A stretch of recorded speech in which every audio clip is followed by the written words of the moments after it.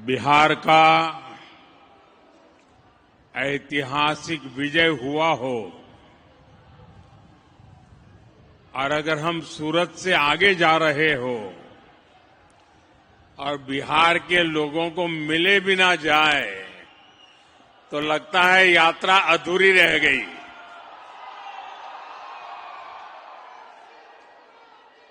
और इसलिए गुजरात में रहने वाले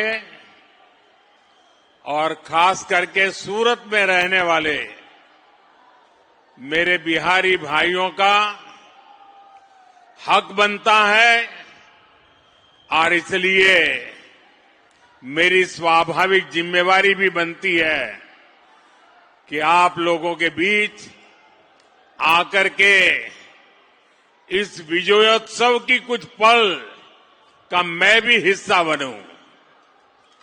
अचानक कार्यक्रम बन गया। मैं सुबह जा रहा था डेडियापाड़ा, तो यहां के हमारे साथियों ने मुझे कहा कि बिहार के लोगों की इच्छा है अगर आप 5-10 मिनट बाहर आ जाए तो लोग आ जाएंगे। और मैं देख रहा हूं दूर दूर तक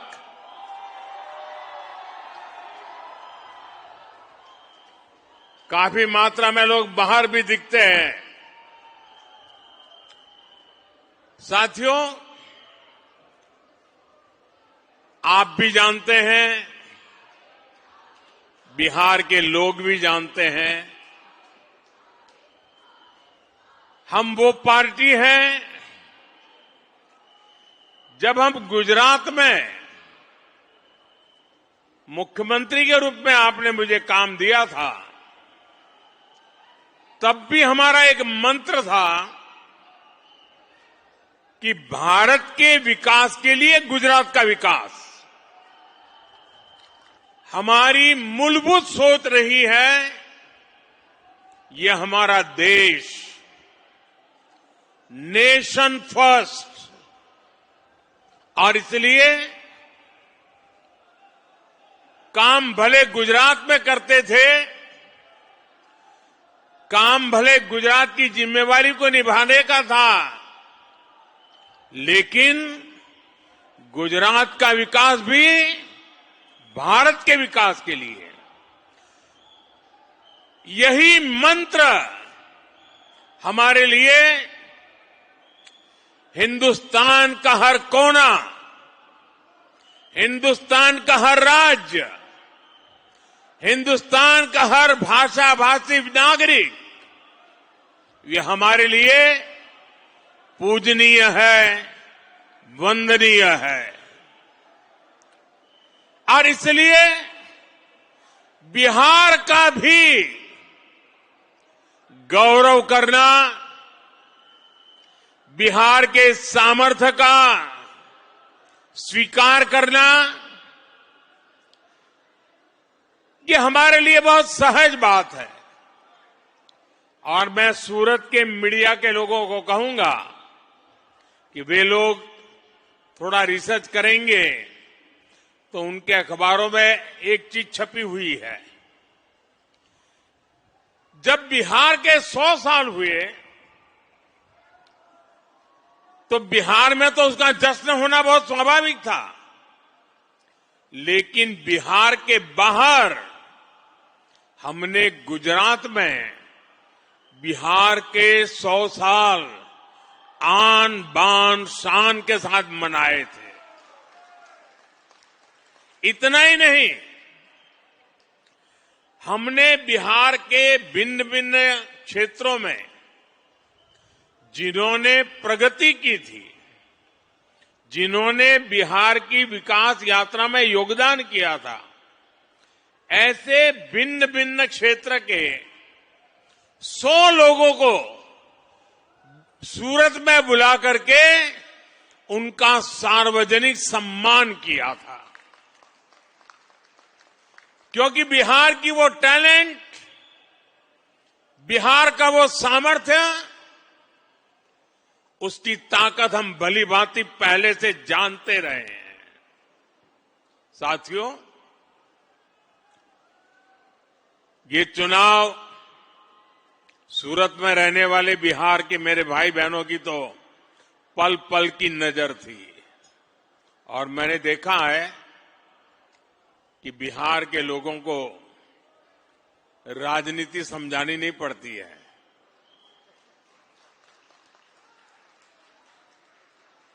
वो दुनिया को राजनीति समझाने की ताकत रखते हैं।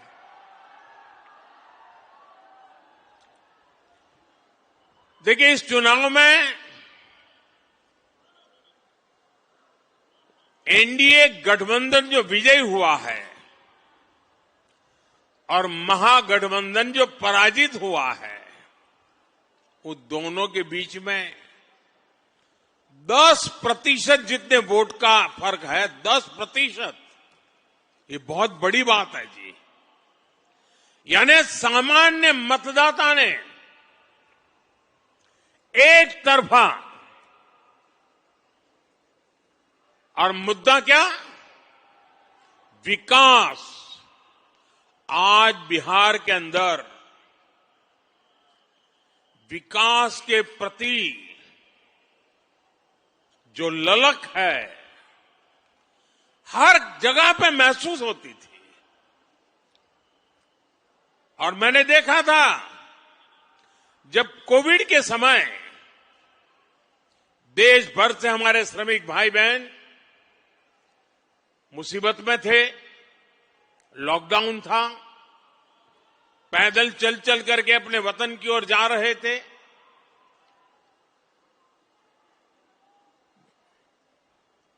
ट्रेन में लोगों को ले जाना ये भी चिंता का विषय था, कहीं फैल न जाए। लेकिन मुझे एक बार वीडियो कॉन्फ्रेंस से बिहार के लोगों से बात करने का मौका मिला और जो उन्होंने मुझे बताया वो बड़ा मेरे लिए सुखद था। वे पैदल गए थे, कई लंबे लंबे समय तक पैदल चले, कहीं व्हीकल मिला फिर पैदल गए। कुछ लोगों ने वहां जाकर के इस समय का उपयोग करके कोई न कोई व्यवसाय शुरू किया। और जब मेरी उनसे वीडियो कॉन्फ्रेंस से बात हुई तो मैं हैरान था कि इतने कम समय में उन्होंने इतनी प्रगति कर दी थी। तो उन्होंने कहा, कोविड हमारे लिए तो आशीर्वाद बन गया। बोले अब हम तो किसी राज्य में वापस नहीं जाएंगे, हम तो यहीं रहेंगे। ये बिहार के लोगों की ताकत है।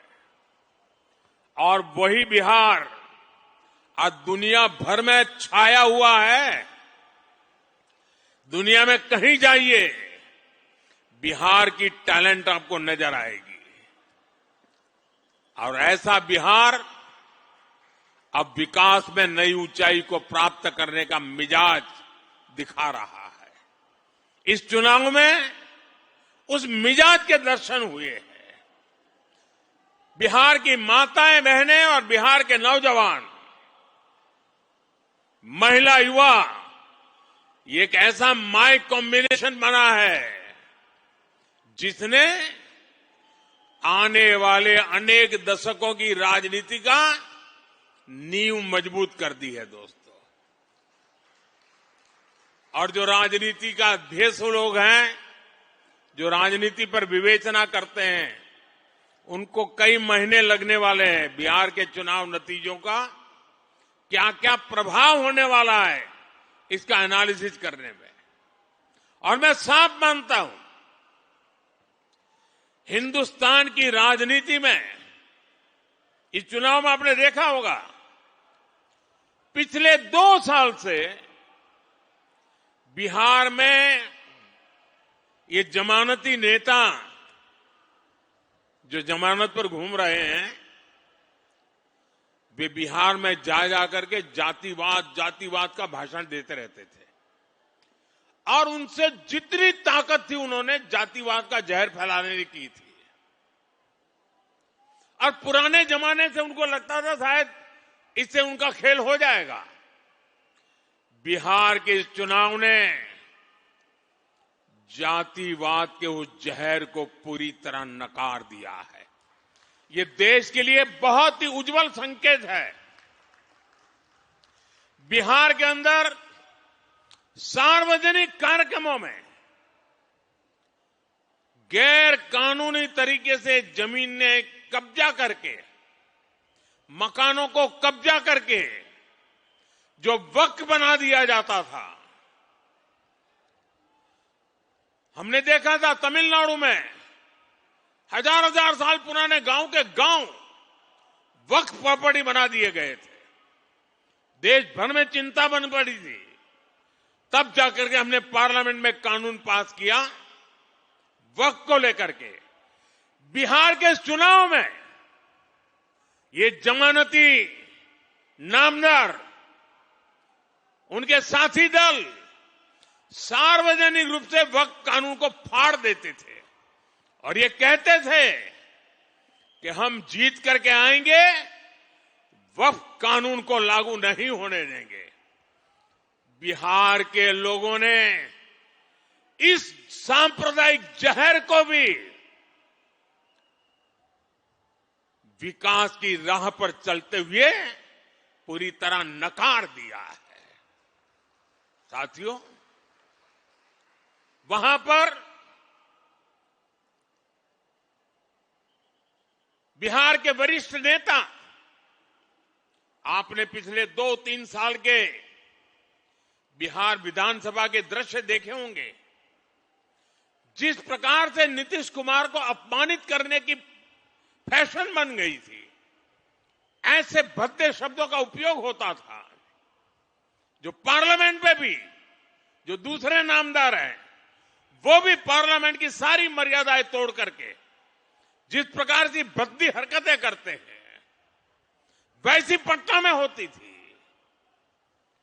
न देश की जनता इसे स्वीकार करती है और न ही बिहार की जनता कतई इसको स्वीकार कर सकती है। ऐसी कई बातें हैं जिन्होंने इनके प्रति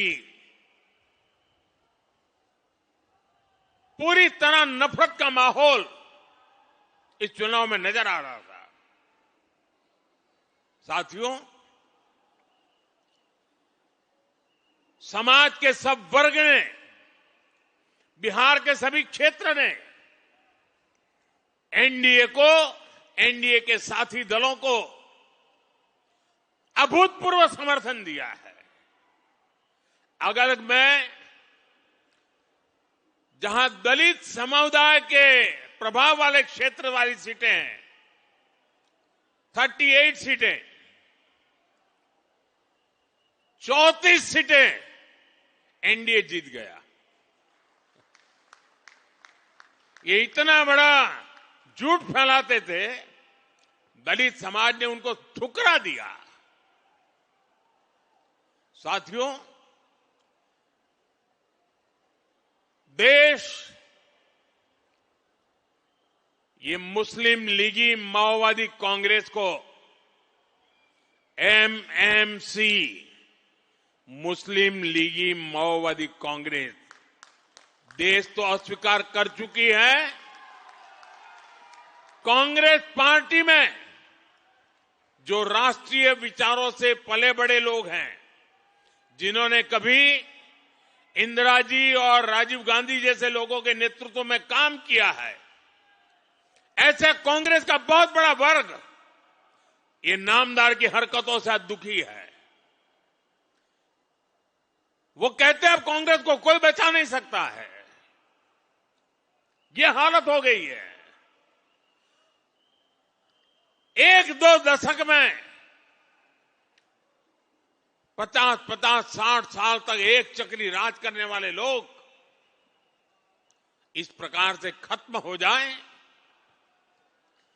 ये साफ साफ उनके लिए आत्मनिरीक्षण का विषय है।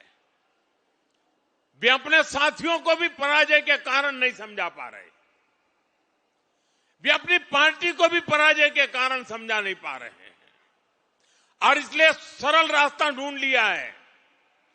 कभी ईवीएम हरा देता है, कभी इलेक्शन कमीशन हरा देता है, कभी मतदाता सूची का शुद्धिकरण हरा देता है। एक ऐसी बहानेबाजी उन्होंने खोज ली है। वो बहानेबाजी खुद को तो शायद कुछ दिन ठीक रखेगी, लंबे अरसे तक उनकी कैडर को स्वीकार्य नहीं होगा। मुझे मालूम है, पार्लियामेंट में जब युवा कांग्रेस के सांसद मिलते हैं, जो फर्स्ट टाइम कांग्रेस के सांसद है या उनके इंडिया अलायंस के सांसद है, वो मिलते हो कहते हैं साहब क्या करें, हमारी तो कैरियर खत्म हो रही। मैंने कहा क्या हुआ? बोले हमें संसद में बोलने का अवसर ही नहीं मिल रहा है, हर बार संसद को ताला लगा दो, यही करते रहते हैं। वो अपने क्षेत्र में जवाब नहीं दे पा रहे हैं। वो कह रहे अगर हम हमारे क्षेत्र के विषयों को संसद में नहीं उठाएंगे तो दोबारा हमें कौन भेजेगा? पूरा युवा वर्ग कांग्रेस का जो पहली बार पार्लियामेंट में आया है, वे अपने भविष्य को लेकर के चिंतित हो गया है। साथियों, ऐसी स्थिति में हमारी जिम्मेवारी और बढ़ जाती है। हमें विकास की नई ऊंचाइयों को पार करना है। हमें विकसित भारत के संकल्प को पूरा करके रहना है। दोस्तों, मैं जानता हूं स्वदेशी उनके मुंह से नहीं निकलता है, आत्मनिर्भर भारत उनके मुंह से नहीं निकलता है, विकसित भारत बनना चाहिए वो नहीं निकलता है, क्योंकि उनकी प्राथमिकता ही यह देश नहीं है, ये देश के लोग नहीं है, ये देश के लोगों का भविष्य नहीं है। मैं नौजवान साथियों को कहना चाहता हूं, जिनकी सोच युवाओं के उत्कर्ष के लिए नहीं हो सकती है, उनको युवा कभी स्वीकार नहीं कर सकता है। और इसलिए साथियों, बिहार के चुनाव नतीजे हिंदुस्तान की राजनीति के अत्यंत महत्वपूर्ण नतीजे हैं। और मैंने कल भी कहा था कि लोकसभा के चुनाव के बाद जितने राज्यों में चुनाव हुए, सब जगह पे उनकी हालत खराब है। 5 या 6 राज्यों में चुनाव हुए, उन सबके कुल मिला के कांग्रेस को जो एमएलए मिले हैं, उससे ज्यादा कल हमें अकेले बिहार में मिले हैं। ये हाल है। लेकिन साथियों, हर विजय हमारे लिए जिम्मेवारी लेकर के आता है। हर विजय हमें कुछ ज्यादा देश के लिए करने की प्रेरणा देता है। हर विजय जन सामान्य के साथ जुड़ने की हमें प्रेरणा देता है। इस मंत्र को लेकर के हमें चलना है। आज जनजातीय गौरव दिवस है। भगवान बिरसा मुंडा की 150 वर्ष हुए हैं। आज उनकी जन्म जयंती है। हम सब के लिए ये जनजातीय गौरव दिवस भी उतना ही महत्वपूर्ण है। आज जो शानदार कार्यक्रम डेढ़ियापाड़ा में मुझे करने का अवसर मिला, इस महत्वपूर्ण अवसर में उसको भागीदार होने का मुझे अवसर मिला, और अभी सूरत के लोगों के दर्शन करने का अवसर मिला। ये मेरे लिए सौभाग्य की बात है। मेरे साथ बोलिए, भारत माता की, भारत माता की, भारत माता की। वंदे वंदे वंदे वंदे वंदे वंदे। बहुत बहुत धन्यवाद।